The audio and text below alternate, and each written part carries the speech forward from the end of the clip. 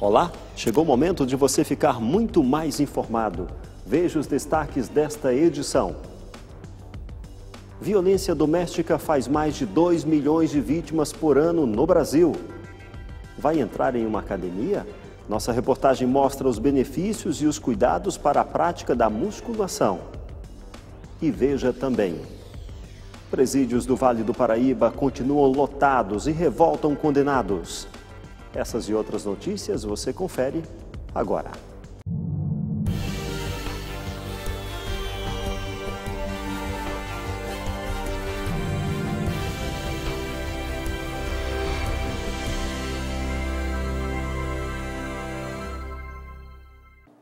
Seja bem-vindo ao Repórter Setorial.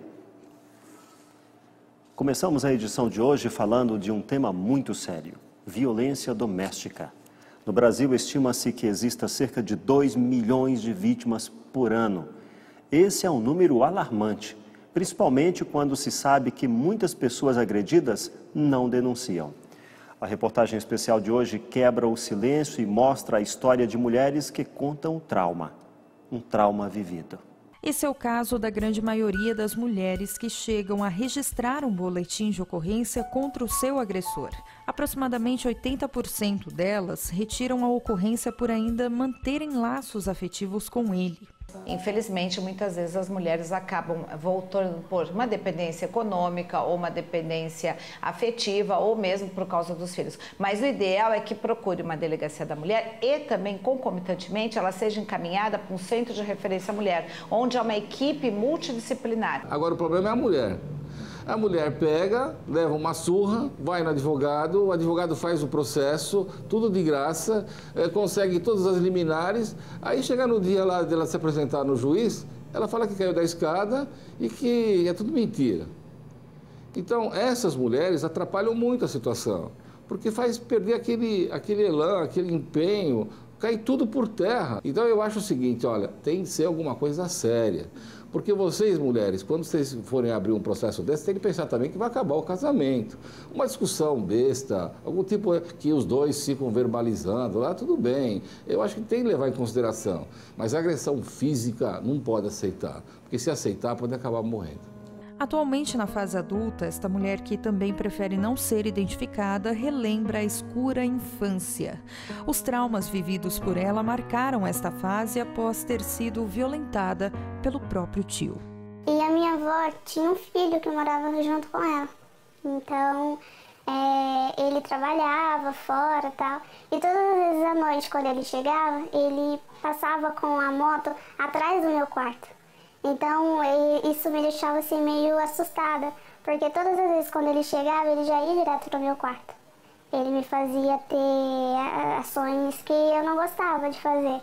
Até no começo, eu me assustava um pouco, porque eu não queria que ele me tocasse, que ele triscasse em mim. Então, me deixava assim um pouco meio zangada, eu não queria, mas todas as vezes ele acabava me batendo, me beliscava, então assim, isso me deixava muito com medo. A infância desta mulher não é um caso isolado na sociedade atual. Estima-se que no Brasil, por dia, 165 crianças ou adolescentes sejam abusados sexualmente. O que mais impressiona é que a maioria dos abusadores está dentro de seus lares.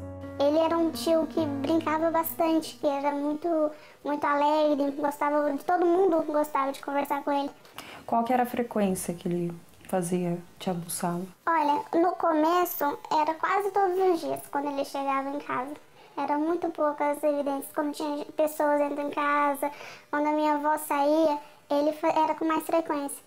Durante o dia acontecia isso também, quando a minha avó ia ao mercado, saía, então isso acontecia com frequência. Com o passar do tempo, eu fui morar em outra cidade, com uma irmã dele.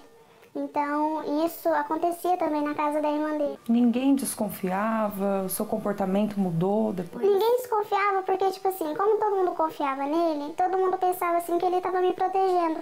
Porque eu não podia sair, eu não ia para lugar nenhum. Ele cuidava de um lugar, então eu ia com ele. E lá acontecia também isso. Ele me levava, falava que era para companhia, mas não era. Mas era mais por sacanagem nele, então... E eu eu falava que não queria ir, mas as pessoas confiavam nele porque ele era uma pessoa de confiança para todos, entendeu?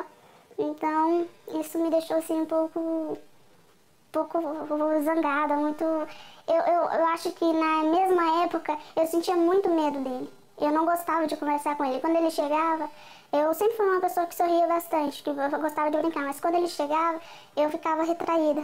Porque ele te agredia? Porque ele me batia muito. Quando eu comecei a ter, assim, adolescência, nos meus 12, meus 13 anos, ele ainda continuava fazendo isso. E eu me irritava muito, e eu falava pra ele, para com isso, porque eu vou dedurar você. Para com isso, porque eu vou falar pra todo mundo. E a última vez que ele triscou em mim foi no dia do casamento dele. Ele me bateu muito. Ele casou? Ele se casou.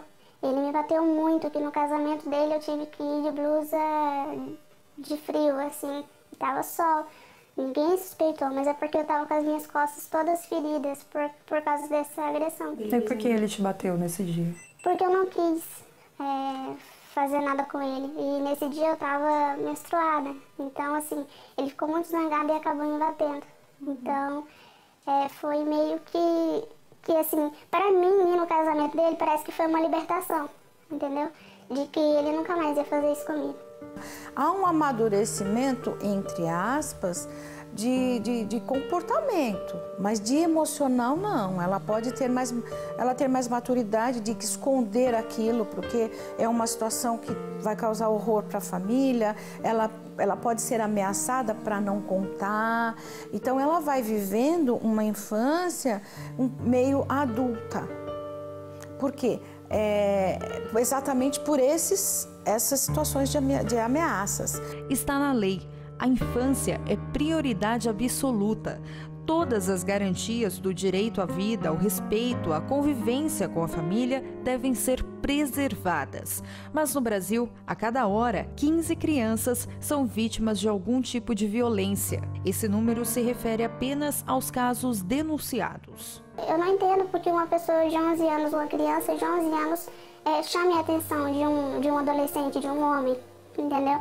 Então, é meio assim, sem saber o que fazer, porque é nojento isso. Eu acho que o homem se interessa por uma mulher e não por uma criança, né?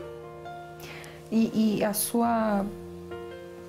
na sua mente, você acha que se você tivesse tratado isso antes, se você tivesse denunciado, será que seria diferente? Às vezes eu tenho medo, porque assim, hoje eu ainda não tive coragem de falar pra toda a minha família.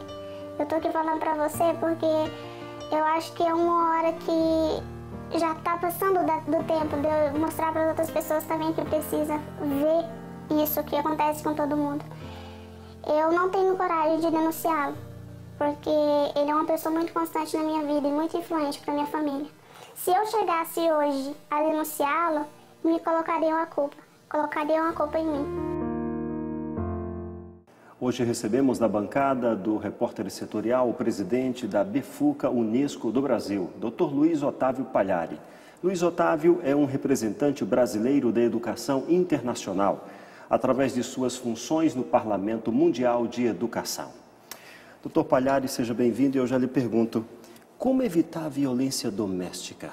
Difícil missão. Mas nós acreditamos que através de uma educação de princípios, de valores, através da união da família, da igreja e da educação, dos órgãos governamentais, os privados que representam a educação, isso é possível. Através do quê?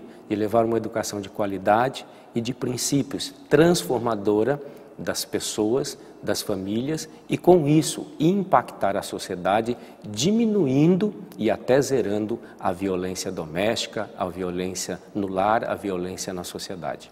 Agora, até quando a violência, a impunidade favorece o agressor? Sempre a impunidade vai favorecer o agressor. O Brasil é um exemplo disso. Nós temos até boas leis, mas nós não temos a punição através do setor judiciário na maioria das vezes. Isso faz com que tenha aumentado o índice de violência. Então, sempre a punição provoca um limite para o agressor, para o delinquente, e isso gera melhorias na resposta. A convivência no período de namoro e de noivado não deveria auxiliar, ajudar para uma escolha certa? Nem sempre. Nós falamos disso em que período da vida? Se for no período de adolescência, com certeza não vai acrescentar nada, porque não é um período propício ao casamento ou a se pensar em casamento. Se nós falarmos numa juventude avançada, que já passou pela sua formação profissional, aí nós podemos falar que uma convivência salutar, através de princípios e de princípios da palavra de Deus, com certeza pode ajudar. Mas fora isso, nós não acreditamos nisso. O que a Unesco tem feito para garantir os direitos das crianças e dos adolescentes? É um dos pilares dos objetivos da Unesco trabalhar pela erradicação da fome, do analfabetismo e trabalhar pelas crianças, de uma forma de ter uma sustentabilidade melhor. Porém, o que fazer? A Unesco tem desenvolvido trabalhos e projetos no mundo inteiro, trazendo uma educação de qualidade e de princípios para que essas crianças possam ter formação adequada, mas não adianta só trabalhar na criança, tem que trabalhar na família. Se nós tivermos a união da família e da criança, através do entendimento dos próprios governos e da sociedade de uma forma geral, com certeza nós vamos agregar a contribuição na formação desta criança. Porque se nós pensarmos, o pior bandido do mundo, o pior marginal do mundo, um dia foi uma criança. E talvez violentada, talvez abusada, e por isso gerou um resultado não satisfatório para a sociedade. O que é Bifuca? Bifuca é a Federação Nacional das Associações, Centros e Clubes Unescos do Brasil. A Bifuca é a 70ª federação da Unesco no mundo. E o Brasil teve a oportunidade, nós recebemos um convite e tivemos a oportunidade de ser empossado na sede das Nações Unidas nos Estados Unidos para representar a Unesco não governamental no Brasil, com um projeto de desenvolver todos os seus objetivos, metas e propagar isso dentro do país, ajudando o Brasil e o mundo global na transformação de uma sociedade mais justa, de paz e de princípios e valores. Muito bem. O presidente da Bifuca Unesco, Luiz Otávio Pagliari, permanece em nossa bancada e volta daqui a pouco tratando de um outro assunto bastante relevante. A seguir, por que as aulas de musculação estão entre as mais procuradas nas academias? Conheça os benefícios dessa atividade física. Já já.